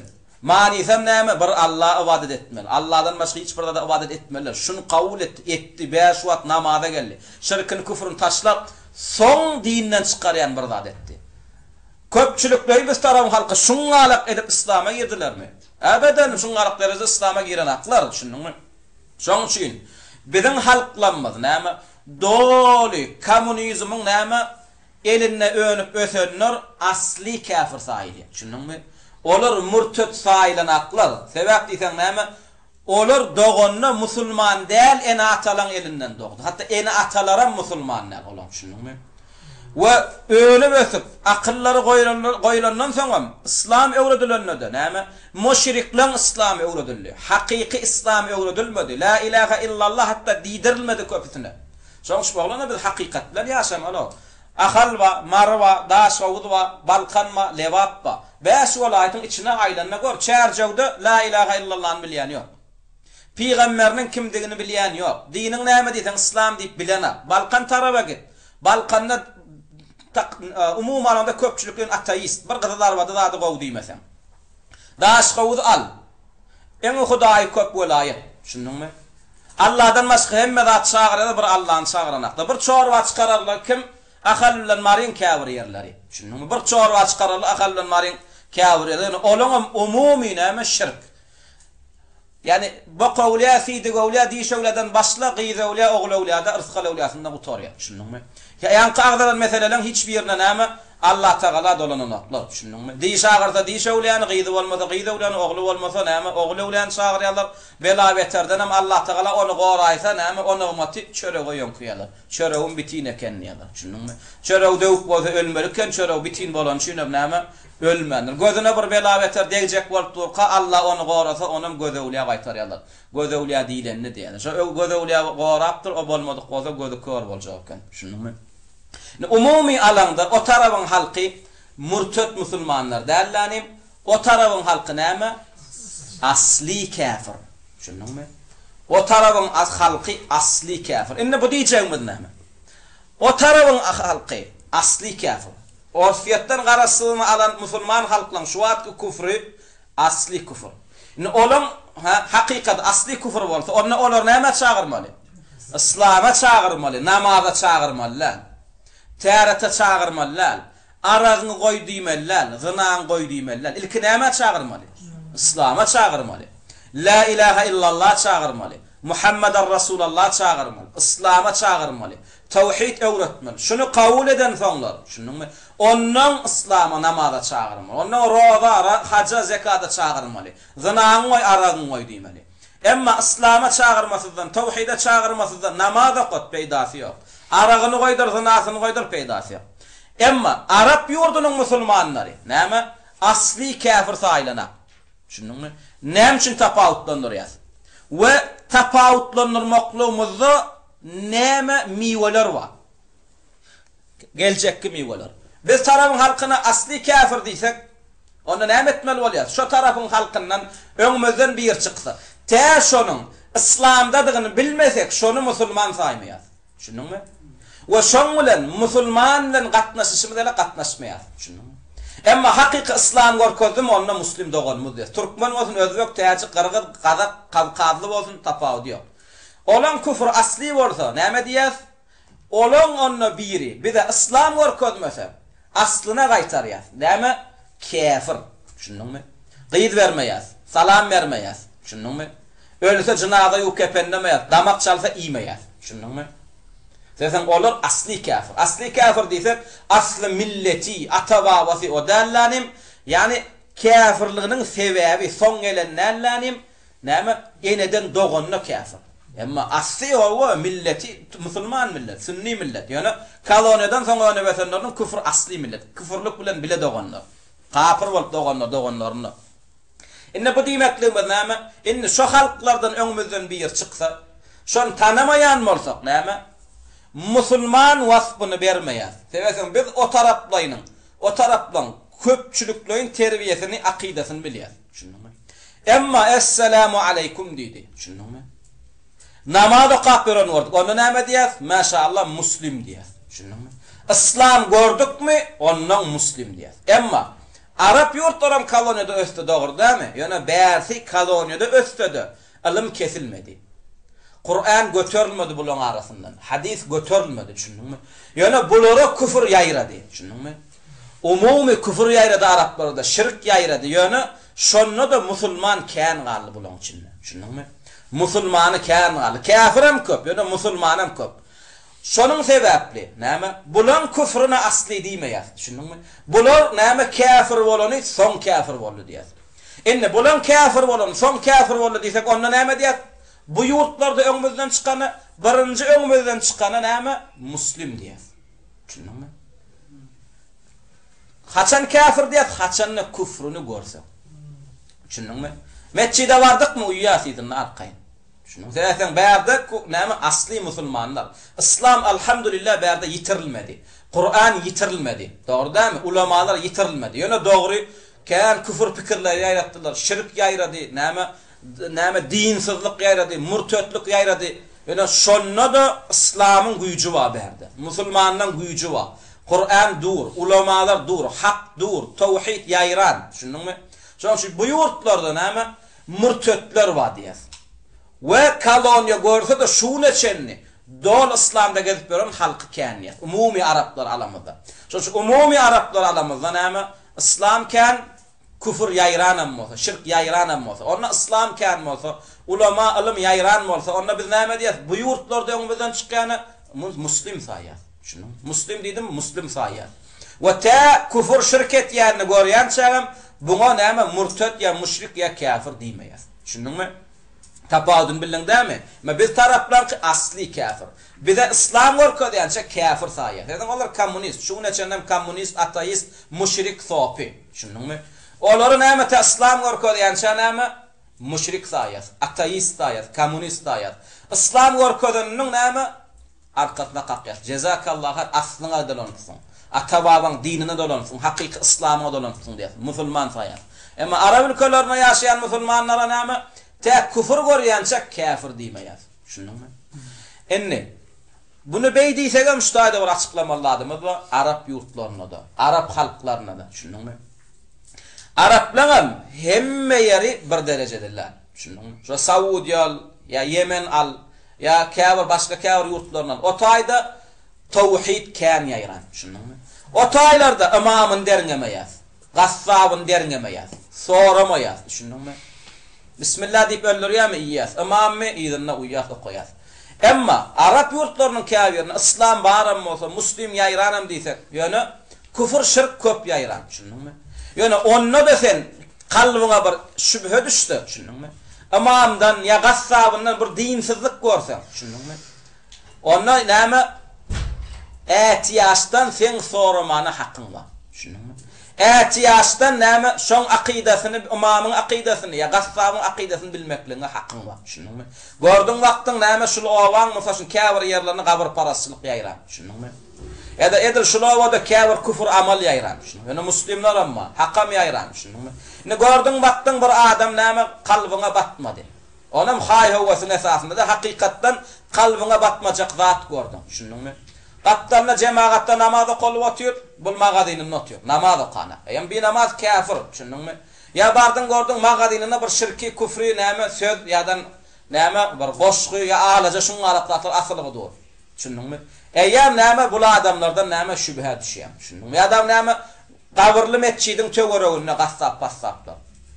Ya mescidin içinde gavur var. Şu töweregim şoňa çokunýar. Töweregine de näme käbir gassaplar var. Sen baryp sora bilýän. Şununmu? Şu zatlara ananýanmy? Ya ananaňa. Ya gawryň töweregine mescid var. Imamyndan baryp sora bilýän. Gawurlara ananýanmy? Ananaňa. Şununmu? Bulan biziň görrüňmizde ýanky görrüň. Ulamalar murji'alar eşde häzir näme? Ör wagtdan gelip o näle sen imamy gassap derine meni hakyň varmyş. Imamy derine meklik bidgatdan. Şoň üçin näme özlerine hüccet inerýalyk gitsinler de Medine'de şu murci'elerin dinleyen öz alimleri olan Şeyh Es-Salih Es-Suhaymi diye. Şununmu? Şu yankımen aydan sonku görrüňler näme? Bir yerde şirk küfür ýayran bolsa şunun imamyny gassabyn derine meni näme? Hakyň barmy, hakyň ýok. Şonu näme fetwa berýän derine meni sen hakyň bar diýen Şeyh Salih Es-Suhaymi şunun ödüm sauti öz kasetesi ses ýazgysy bar. Şoň şu Türkiýede ýurda bardym. Näme gawrsyz mescid ýok. Sen imamy derine meni hakyň bar. Şununmu? Ve Türk'ün ýagdaýyndan bilýäs. Şunun Türk'ün prezidentam kafir, hökümetem kafir, köpçüliklerin halkam kafir. Şununmu? Şoň üçin hakyky muslimdigini görmesek, ýöne ýüzüne näme muslim ele gatnaşan aýanyň gatnaşan bolsak, ýürekde on muslim saýmaýar. Şununmu? Sen Türk'ün ýagdaýyny biz gowul ýa. Şununmu? Türk'ün islamyny gowul ýa. Türk'ün musulmanlaryny gowul ýa. Şununmu? Şoň şu Türkiýalyk ýerlere bardyk. Otaýym şirk, küfür, gawr parasylyk, näme ateizm, türkçülük, komünizm şununmu ýayran. Şoň şu ýurtlara bardykmy, eýem näme men sen hakyň bar. Şunun imamy derine meni. Sen hakyň bar, gassabyny näme derine meni. Şoň şu näme biz ýani ilmsizlik sebäpli, bilimsizlik sebäpli ul şirke, ul küfre düşýän adam näme bağışlanýarmy, bağışlananak. Şoňa musulman diýilýärmi, musulman diýilenak, dowdahy diýilýärmi, dowdahy diýilenak. Näme şu wagtlaryny açyklajak bolsak näme kafirden başlady. Kafir iki görnüşlidir, dogry-dämi? Asli kafir we murtet we asli kafir diýip kime diýilýär? Yani ente islama girmedi. Şununmu? Murtet kafir diýip kime diýilýär? Islama girip soň çykana aýdylýar. Şununmu? Enne bu murji'eler oglanlar küfür iman meselesini hiç bilýänlerdir. Şununmu? Şu wagt murji'eleň ýanyna bargynda soran asli kafirler. Ha sizden sorayan sizin hem kafiriňiz bileňiz. Kitap okan bolsaňyz belki bilersiňiz. Şununmu? Soraýar sizden asli kafir. Şunun asli kafir. Dünyada kafir saýylýan saýlana. Kafir saýlýar. Ölse dowdahy saýlýan saýlana. Ha? Birinjiden sen bilen. Şununmu? Oğluk maňa oglanlar. Şununmu? Murji'elerim sen jogabyň berýär. Şununmu? Olar tekfirden gaçýanmyşlar. Şununmu? Emma asli kafir ölse bar asli kafir dowdahy diýip bilýärdi de gowa diýär, emma biz beýdiýämiz da. Şununmu? Asli kafirler hemmesi dünýede kafir, emma hemmesi dowdahymy ýok. Şununmu? Hemmesi dowdahy däl, şununmu? Indi biz tekfir bolýan bolsak, biz şu wagt asli kafirler hemmesine dowdahy diýemiz da. Şununmu? Onu ýerden ondan biz tekfir, ondan hawariş bolýarmyş. Şununmu? Olar diye biz musulmana kafir diýämiş. Ýok, biz asli kafirňem. Hemmesine dowdahy diýemiz. Şununmu? Asli kafirim iki görnüşli bolýar. Şununmu? Dünýä we ahiretde kafir saýylýany we dünýede kafir saýsagam ahiretine dowdahy diýip bilmeýän asli kafirmiz bar. Şununmu? Şunundaýmy? Şununmu? Kafirler kafir bolýar, dogry-dämi? Asli kafir we murtet kafir we. Asli kafir billik. Yevrey, Hristiyan, müşrikler şununmu? Müşrikler diýsegem saýudan garaşdyrylan halklar godama tutýar. Müşrikler öýkeleme. Şununmu? Öýkeleseňiz de müşriksin. Hakka gelmeli, dine gelmeli, İslam'a gelmeli. Şununmu? Bu elma damadan ama hakikati süýjü tagamda tapjak kabul etjek bolmalar. Olanlar hak köpülönç acı bolýar. Şunu kaide alın. Batıl köpülönç süýjü bolýar. Şununmu? Hak köpülönç acı bolýar. Batıl köpülönç süýjü bolýar. Şununmu? Şoň üçin Peýgamberimiz sallallahu aleyhi ve sellem şeýle bir hadis gurrun berýär. Allah Taala cenneti dowdahy yaratdy diye. Şununmu? Allah Taala cenneti yaradandan soň Cebrail'i uğradyp Cebrail çağır. Näme diye? Ey Cebrail, men cennet yarattım, git de cenneti görüp qayt diye. Ve dowdoq yarattım, git de dowdoqum görüp qayt diye. Cebrail aleyhisselam git de cenneti gördü, git de dowdoq gördü. Gelip Allah Teala näme diýdi? Ey Allah'ım, bu cenneti görün. Bu cennetin vasfını eşten. Her eder, hesip eder, hükman cennete düşer diýdi. O dowdoqum näme ajysyny, azabyny, kösemjizini görüp, ey Rabbim, bu dowdoqu görün. Ya dowdoqun vasfını eşten her eder, hesip eder, cennetten dowdoqdan ödüni alyp galar diýdi. Soň Allah Teala näme diýdi? Cenneti düşöýär. Ve näme dowdoqun ýoluny düşöýär. Ýöne cennetin ýoluny kıyınçılıklar bilen düşetdi. Dowdoqun ýolun aňsatlıklar bilen, näme? Aňsat zatlaryň, nefsin gowurýan zatlaryň düşetdi. Ýöne täzeden Cebrail'i goýberdi. Ey Cebrail, bar gitdi täzeden ýene bir cenneti gör, ýene bir dowdoq gör diýdi. Cenneti gördü, şo cennet. Dowdoqun gördü, şo cennet. Ýöne cennetin ýolundan, ha? Dowdoq. Näme? Cenneti gördü, şo cennet. Dowdoqun gördü, şo dowdoq. Ýöne cennetin ýolu düşelip durup bolýan. Gelip näme diýdi? Ey Allah'ım, o ýoldan geçip cennete girecek bam qaditdi. Dowdoqu gördü, şo dowdoq ýöne ýolunyň bedelenini gördü. Ey Rabbim, o dowdoqdan galjak bam diýdi. O dowdoqu girmejek bir bam qaditdi. Şoň şu ulamalar näme diýdi? Hak köpülünç ajy bolýar, batıl köpülünç süýjü bolýar. Şunuňmy? Şoň şu näme? Kim ýüzüňe hak aýtýan bolsa, oglanlar şol adamyny dipeňizde götürün. Şunuňmy? Yüzüňe hak aýdy bilýän, yüzüňe aýbyň aýdy bilýän şo seni gowurýan adam. Şo sen aladan etýän adam. Şunuň. Emma yüzüňe küçük edip ýeňsäňden gurulýan adam o hain. Şunuňmy? O hain, sana haýyr istemeýän adam. Şoň üçin, ha? Kafirim näme? Şu asli kafirim iki görnüşli bolýar. Şunuňmy? Bir görnüşi, dünýede de kafir, ölümi dowdoq diýär. Şunuňmy? Bir görüşini dünýäde kafir diýär, ýöne ölenini näme? Dowdoq diýip bilemir. Şunuňmy? Belki dowdoq, belki cennet. Onu Allah çödýär diýär. Şunuňmy? Enni nädip şu asli kafirin dowdoq goni dowdoq diýär, bir toporny dowdoq diýip bilemir. Nädip bilmän, tapawdyny nädip bilmän. Şunuňmy? Tapawdyny ýanky mesele çödýär. Şunuňmy? Bir kafira ne hak yetipdir. Bir kafira Muhammed peygamber hemme kişi üçin iýerilen peygamber diýen gurrun yetipdir. Şu gurrun yetenden soň peygambere iman etmedimi? Şo kafir, dünýädem kafir, ahiretem dowdoq. Şunuňmy? Yevrey bolsun, Hristiýan bolsun, müşrik bolsun, otparaz bolsun, satanist bolsun, güne çokunýan, aýat çokunýan, näme göre, lehede, näme çokunsa çokunsun. Hakyky kafirmi şoňa. La näme peygamber Yevreýe, Hristiýana şu peygamber en soňky peygamber hemme kişine guradypdyr. Diňe şu gurrun yetdi dämi? Şu gurrun yetenni billikmi? Şol adam şondan soňra islama girip peygamberle eýermedimi? Bir de wajib bolýar şoň ahiretine de şol dowdoq diýmeklik. Şunuňmy? Alhamdulillah orsan Yevreýler, Hristiýanlar bunu bilmeýän ýok. Ýöne onna da näme mysal alýar. Onna da bir kafira näme? Şu gurrunam yetmeýänler. Şunuňmy? Misal şuny o Alyaskada ya Yakutiya şuňalyk bir näme adam garasy barmaýan ýerlerinde bir kafir barmyş. Bir kafir milleti bar. İslam barada hiç zat eşitmeýänler. Yani Allah Teala İsa Musa'dan soň ýene dini guradypdyr. Muhammed atly peýgamber guradypdyr. Oňa Kur'an gelipdir. Şu adam näme Muhammed ümmetine öýdünýän musulmanlar barmyş. Hiç zat yetmeýänler. Şunu. Diňe Hristiýanlyk etipdir, ya Yewreýçilik etipdir, da wapşe din yetmeýänler. Şamanist, şunu ot para. Ya wapşe dinne ýok. Hiç din ýok. Ýöne bir gezip beren, mal ýal gezip beren adamlar. Kur'an hiç zat yetmeýänler. Şolar näme? Ölsüni gabat geldi. Musulman diýmeýär. Diýersine gabat geldik. Musulman diýmeýär. Ýöne şoňalyk suratda bir kafir ölse biz oňa dowdoq diýip bilemir. Şunuňmy? Biz oňa dowdoq diýip bilemir. Näme diýäs? Amruhum ilallah. Olaň ahiretini Allah çödýär diýär. Şunuňmy? Olaň ahiretini Allah çödýär. Olary Allah Taala ahiretde sine getdiýär. Allah Taala ahiretde olardan etjek. Sinagyndan olar geçse cennet, geçmedimi dowdoq. Şunuňmy? Hatta kafire de biz näme şuňalyk adil hökümet ýaz. Näme üçin olaň bu dünýäsine kafir diýsem o dünýäsine azap ba diýip bilmedik. Sebäbi Allah Taala kafir diýmeklik üçin näme?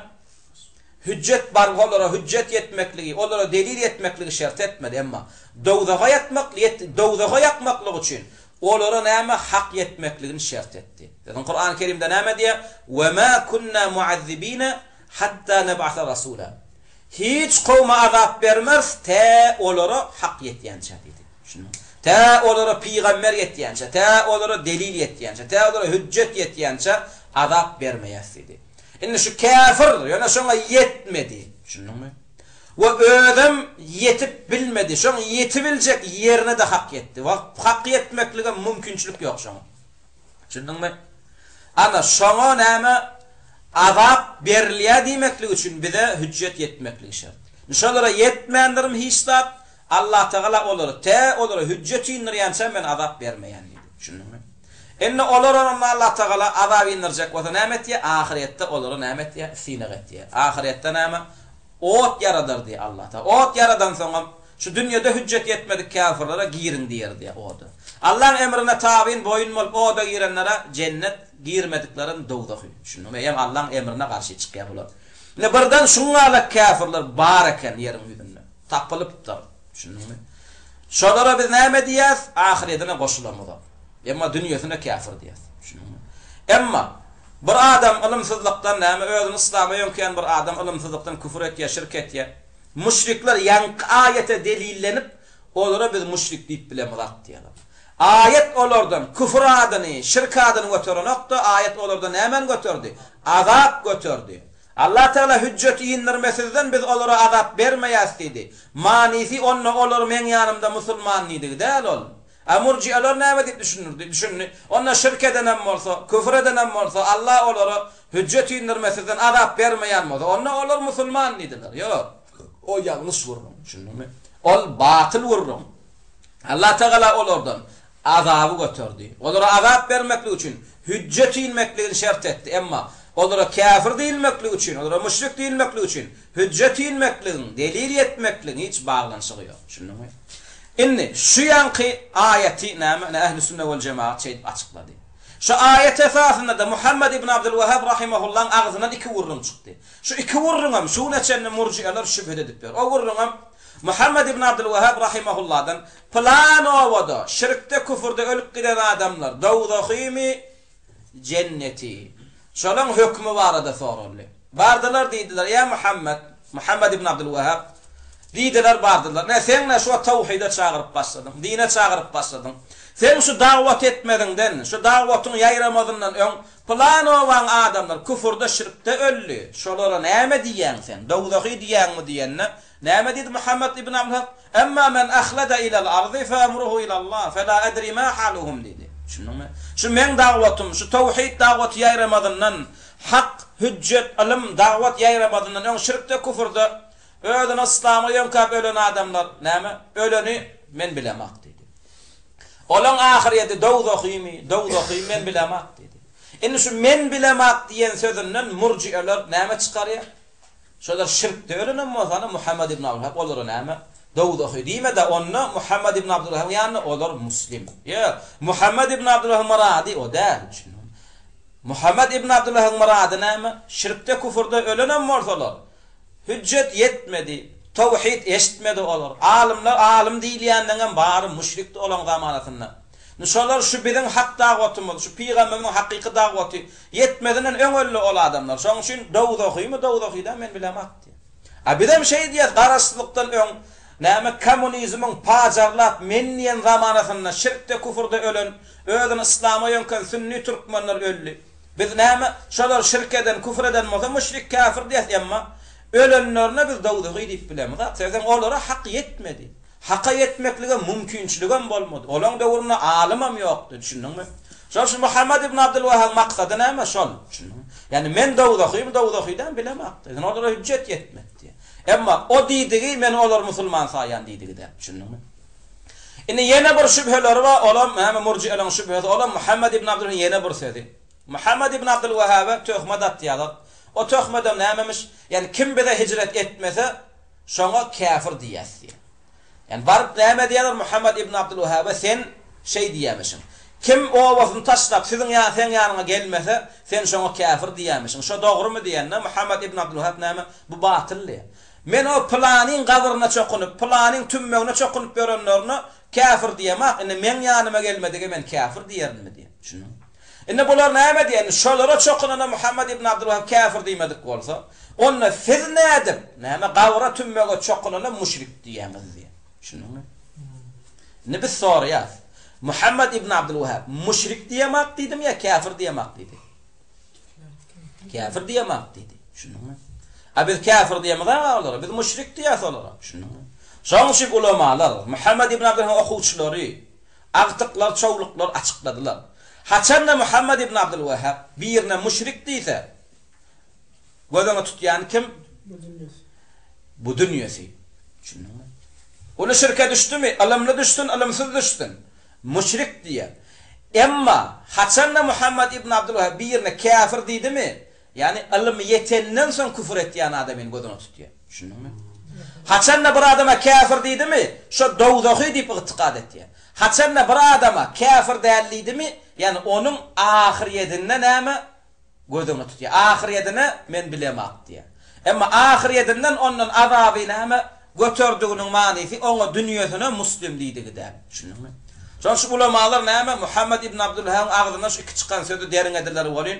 Näme soň ula ogullary, agtyklary, okuwçylar açykladylar. Haçanna Muhammed ibn Abdülwahhab näme men olara kafir diýip bilemek diýse, yani gözüňe tutýandady, olara hak yetmedi, olara da'wat yetmedi. Yani olar dowdaha düşýän kafir diýip bilemekdi. Şunuňmy? Olar dowdahy kafirler diýip bilemekdi. Emma dünýäsi müşrik. Şunuňmy? Allah'dan şirk näme? Bir de şirkin nämeden öwreden kim? Muhammed ibn Abdülwahhab täme? Şirki näme diýip öwretdi? Men abada gayrallah. Ew men abada gayrallahi ma'allah. Şunuňmy? Allah'dan gaýra ibadet eden ýa-da Allah bilen bile yene birine ibadet eden ana şu müşrik. Indi öýde aýdyp otur. Men abada qubbatul qawwaz diýip otur görýär. Kim qubbatul qawwaza ibadet eden bolsa, ya bedewa ibadet eden bolsa diýär. Indi bedewi Allah mı? Allah'da. Qubbatul qawwaz Allah mı? Allah'dan. Indi Allah'dan gaýra ibadet etýär diýdim şulardan. Indi Allah'dan gaýra ibadet etmeklik näme? Muhammed ibn Abdülwahhab ýanynda. Şirk, ýa müşrik bolar. Yani her bir müşrik diýilen dowdahymy? Ýok. Şunuňmy? Şoň üçin biz diýär, bir adam hakykatdan hem şirk etýär, Aýşany çokunýar, parawa çokunýar, peýgambere çokunýar, özüne islama ýonkyýar, namaza goýar, la ilaha illallah diýär, müşrik diýär. Yani her bir müşrik diýenmede dowdahy diýip bilýäsmi? Dowdahy diýip bilemez, durýar. Haly ahwalyna seret ýasan adamy hak yetdimi? Ya da şoň yetibiljek ýerine hak yetdimi şoňa seret ýet. Ýok. Ne hak yetipdir, ne şoň yetibiljek ýerine hak yetipdir, gözläpdir, tapmandyr, biljek bolupdyr, bilmeni tapmana mümkinçilik bolmandyr. Şo sebäpden ilmsiz galypdyr, ilmsizlik sebäplen şirk edipdir. Biz buňa dünýäsine müşrik, dünýäsine kafir diýsegem, ahiretine dowdahy diýip bilemez. Şoň şu biz şu zatlara näme dogry düşünmeli. Şoň şu kafirli aslida näme asli kafir hem iki görnüşdiýdi. Bir top bir görnüş näme kafirli aslin dünýäsem kafir ahiretine dowdahy diýär. Şunuňmy? A bir toporna dünýäsine kafir diýsegem, ahiretine dowdahy diýip bilemez. Indi ikisini näme wara kesgitlemeli? Şunuňmy? Näşuňa wara kesgitlemeli? Asli kafir anta düýünen islama girmedik adama. Şu islam da'waty yetdimi? La ilaha illallah yetdimi? Muhammed peýgamber, älim jahan üçin gelen peýgamber diýen gurrun yetdimi? Yetti. Şundan soňra iman etmedi, haqqy gözlemedi, biljek bolmadymy? Boldy. Dünýäsi ahiretem kafir. Emma bir kafira şu gurrun yetmedi. Şundanmy? Şoň yetibiljek ýerine de yetmedi. Şoňa gözlemeni bilmeni mümkinçiligem döremedi. Dünýäsine kafir diýsem ahiretine näme? Kafir diýmeýär. Ahiretine näme? Dowdahy diýmeýär.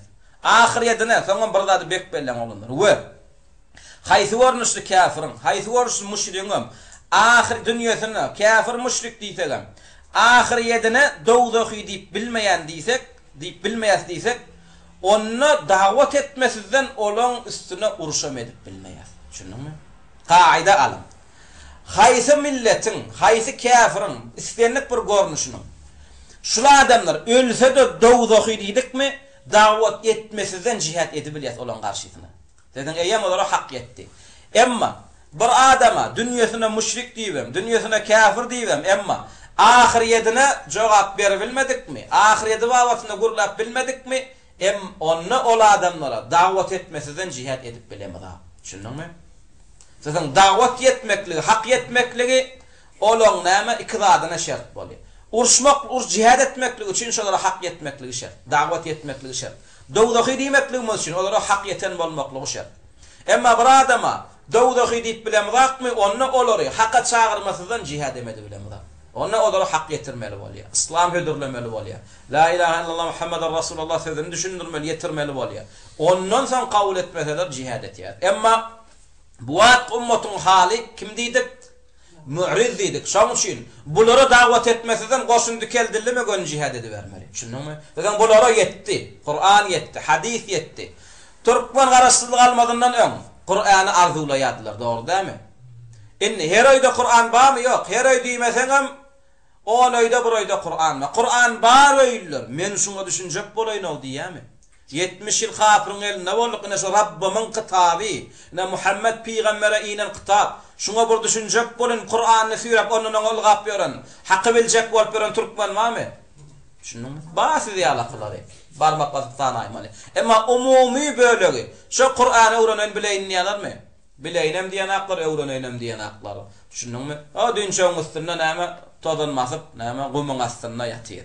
Ola adamlara näme davet etmesizden cihat edivermeli. Şunun näme üçin? Zaten olar jahiller. Olar ilimsiz adamlar däl. Olar kim? Olar mu'rizun. Olar mu'riz. Olar näme? Hakdan yüze vurýanlar, hakka gelmeklige, tekebbirlik, gedemlik etýänler. Şunu bolmy? Soň bu näme? Kafir açıkladık. Inni gelecekki açıklamalıyımız näme?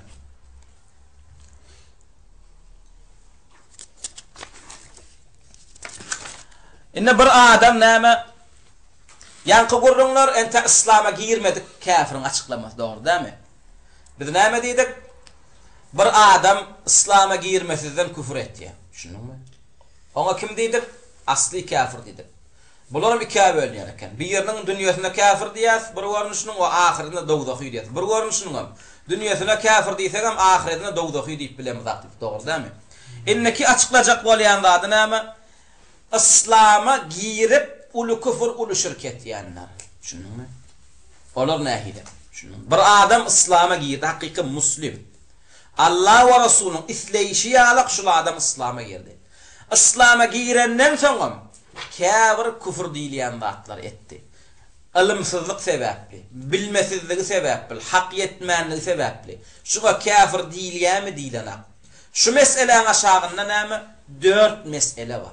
4 halaty bar. İslam'a giren musulmanyň näme?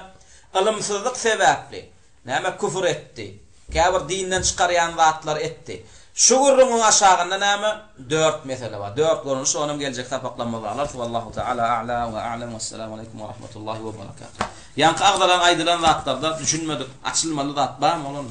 Ya şöyle Muhammed Muhammed şuflan oğlu görülmek kıldığım yani ya. Aha. Onu olur bir taraf taqlara umum asli kafir onu olur haysına giriyor. Hı? Asli kafire giriyor. Araplardan demedin mi? Ha? Araplardan ne? Yani umum muslim diye var ya diyorum ulu küfür görüyen çabalardan emeden bıraktı. Gördük ha ulu küfür gördük. Biz diýdik Araplara gede qarna umumi muslim diýär. Tä küfür görýänçek. Emma ondan sonra şol adamlar, şol owanklar şirk ediberdi diýip otýar. Murtada gidemez. Ha? Murtada gidemez. Asla girýär. Asla girýär we asliňam kafir bolmuşyň ahiriyetine kafir dowdahy diýerdik. A kafirin asli kafir emma ahiriyetine kafir diýmeýärdik. Olara da hak yetmedigini bilen bolsa. Şunuňmy? Şoň üçin Muhammed ibn Abdullah rahimahullah olar asli kafir saýdy. Şo görnüşini. Şunuňmy? Biz aýtdyk. Biz taraplar näme? Biz taraplar asli kafir diýär. Ve olara muslim diýmezse islam görýänçek şonun. Emma Arap ýurtlarynyň umumy alamazda muslim diýär. Düşündiňmi? Ve küfür görýänçek kafir diýmeýär. Küfür görýänçek diýdiga. Indi Muhammed ibn Abdul küfür gördü, aýdylly wasfy edildi. Falana wagtlar şirk edibelli, müşrik bolubelli. Ýöne sen dawatyň ýaýramadyndan öň, olara öwreden bolmady, aýdan bolmady, ne hak ýetdi, ne olar haka ýetdi. Düşündiňmi? Asly kafirine onda da ahiretini biz diýip bilmeýäs. Şunun edil şoňalyk şu wagt Türkmen halkynyň bir ýerinden asly kafir tapdyk. Ölüp durlar. Şirkde, küfürde ölüp durlar. Mysal üçin garaşçylykdan ön kommunizm pajarlap öten zamanatyny. Asly kafir saýana mozak şolar. Şunun kommunizmde öldüler, şirkde öldü, küfürde öldü. Dogry dämi? Öne özüni musulman diýerler, sünni diýerler, dogry dämi? Ýöne hakykatdan hem ýetmedi şolara hak. Şo hakykatdan hem ýetmedikini bilen bolsak, bilsek, şunun umumy alamda ýetmedi şolara. Kafir diýsegem olar, müşrik diýsegem ahiretini bilemez ha, boşunşamda, şununmy? Emma Araplara gerek galamazda, umumy muslim saýar, şununmy? Dezen bärde islam baqy, gally alhamdulillah, şunun ulama gally, tawhid gally, Qur'an gally, hadis gally, şunun medreseler bary ýykylmady, şununmy? Şoň şu umumy näme muslim diýär. Ta küfür görkezýärse kafir diýmeýär. Şunun hasan küfür görkezdim, onuň bu kafir eken diýär. Müşrik eken diýär. Soňra açıkladyk. Beýdi segem Arabyň hemme ýer deň däldi. Kafir ýerine näme? Amamyna gassabyny derňemeýäsdi. Kafir ýerleriniň amamyna gassabyny derňesen hakyň bar diýdik. Sebäp diýsen kafir ýerde näme? Alym köprak ýaýran, kafir ýerine alym azrak ýaýran. Şu alym azrak ýaýran ýerine aýam küfür şirk köprak edilýär. Indi onda da muslimler başata da şek şübhesiz. Ýene gördük baktyk şirk ýaýran, şo taýda belli bir ýerlerde şirk ýaýran, gabul parasylyk, olwa bulwa. Ätiyasta men gassabyn näme we imamyn derine bilýän. Hakymma, şunmy? Emma Muhammed ibn Abdulwahhab ýan qysaradan asly kafirler. Dedim asly olar islama giren adamlar da, yani islamy öldürýän kıyadlar, yani adaty islamda ýaşap ýörler. Ýöne ýetdi olar, şirk edip öldüler. Ýöne şu dawat ýetmedi olara. Kim diýär? Näme diýdi? Fa amma men akhlada alal ardy fama adri ma haluhum dedi. Emma ölüp gidenleriniň näme haly men bilemok. Men ahiriyetini emma dünýäse belli zat müşrik. Şunmy? Şoň şu şuwat näme bir tarapyn adaty islamda gezipýär. Adaty wara kim sen muslim. Şunun islamdan ne adyny bilýärler, islamyň ne ady, manysynı düşünýärler, ne la ilaha illallah bilýär, ne islamdan birdar etýärler. Şunmy? Hiç tap galmady olarda. Hatda köpsini islam sözüm galmady. Assalamu alaykum galmady. Ondan näme galsyn başga? Şunmy? Assalamu alaykum galmady. Ondan nirda Qur'an Qur'an adyny ihtilaf etýär bizimkiler. Qur'an nimek dogrymy? Qur'an nimek dogrymy? Qur'an nimek dogry. Şunu bilen aklar o. Buna geldi qaqan näme mescid qary yetişdirýärdi. Menem şoň birinji näme şägirdi, şo mescidin şägirdi menem. Näme qary oglanlar dawa etýärdi. El Qur'an nimek dogrymy? Qur'an nimek dogrymy? Qur'an nimek dogry. Ölem daşyny El Qur'anul Kerim diýip. Şonu bilen aklar o. Şonu bilen aklar. Onu nirden islam var. Yan qeyten soran asli kafir. Şunu. Niten şübhet düşüp bolanlardyň ahiretini hökm etmedi. Ben açıkladyk. Asli kafir mi görmüş diýdik. Ahiretini hökm edip bilýänimiz we ýetip bilmeýänimiz we. Ýöne näme kesgitleýär? Şunu. Arap ödüllerinden de Kur'an'ın o bardy dawat Arap diline. Belki o da yetenlerdir.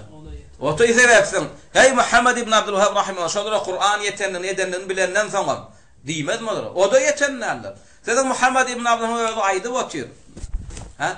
Men özüm la ilaha illallah manysyny bilemekdim. Şunu. La ilaha illallah manysyny bilemekdim diýär. Şunu. Arap la ilaha illallah manysyny bilmedi. Yani Halyk razyk şuňalyk zat diýip düşünýär. Sen Allah Taala kalbyna goýýar, hak öwretýär, hak billeri. Şunu. Şoň şu Qur'an yetenler. Sen o Qur'an yetdi diýip sen şu Saudiýanyň sapqanatyny godaň getirme, Saudiýanyň sapqanaty nädip olara Qur'an yetmedi. Qur'ana ona soň Allah Taala hücceti indirmek üçin çapqanadan üstüne ne Qur'anlar çap edilýär. Şunmy? O taýlarda çapqana hiç zat ýok. Şunmy?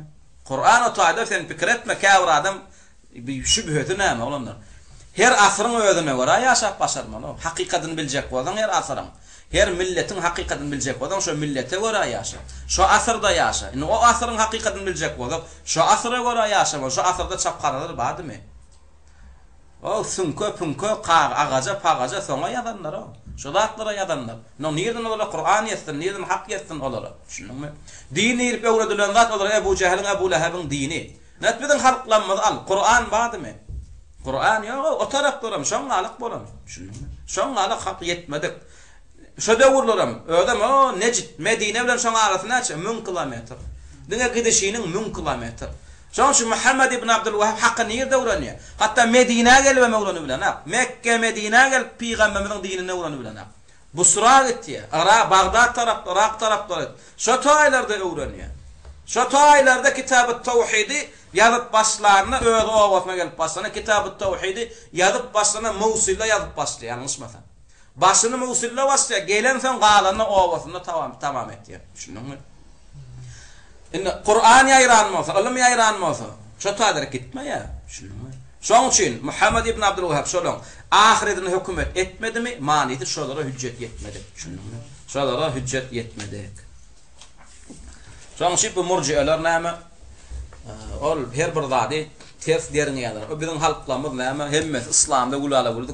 Näme hemmesi İslamda getip beren.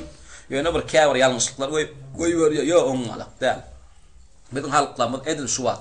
Yani garaşsızlıktan näme öňkü kommunist bilen garaşsyzlygyň arasynda, kommunizm koloniýasy bilen garaşsyzlygyň arasynda käbir garaşsyzlygyň arasynda öňü besen näme? 2 nesil, 3 nesil näme? Asli kafir bolup ölmesi. Şununmy? Asli kafir. Şununmy? Asli diýsegem, yani milleti däl, milleti musulman. Şununmy? Ve şu adam näme? Hakyky ata-babalarynyň hakyky dinine dolanýan adamlar kän. Şolaňam näme içindäkilerine biz. Şununmy?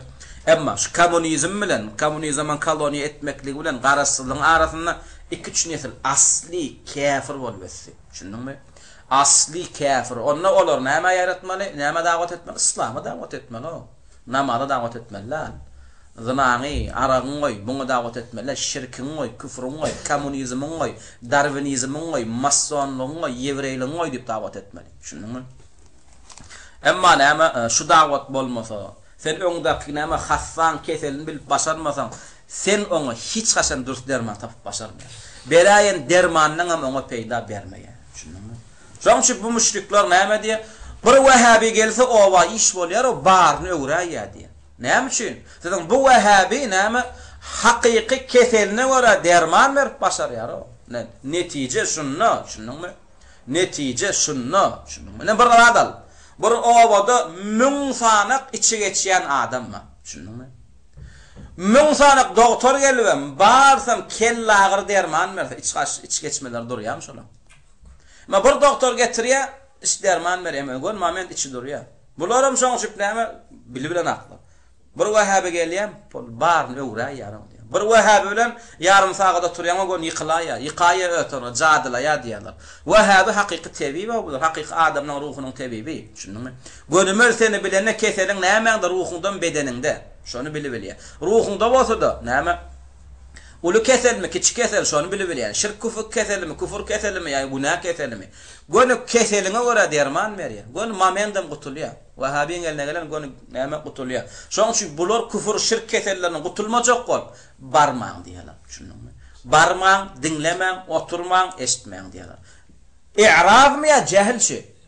İ'rad bol bu cehiller o bu. Şununmy? Şoň üçin innellezine kafaru amma unziru mu'ridun. Kafirler kafir boldy. Bir topary olar hak gelen soň ýüze wurdylar. Bular ýüze wurdy. Şununmy? Şoň üçin näme şu asly musulman sünni bolan näme Türkmen halkynda meni Allah taala näme islamyna gaýdyp gelmekligine we biziň hemmemiz oturanlaram näme şolaň islamyna gaýdyp gelmekligine ey Allahym näme sebäp et. We etýän dawatlamada ihlas ver, riýadan, şöhrat parasçylykdan näme bizi gora. Assalamu alaykum we rahmatullahi we barakatuh.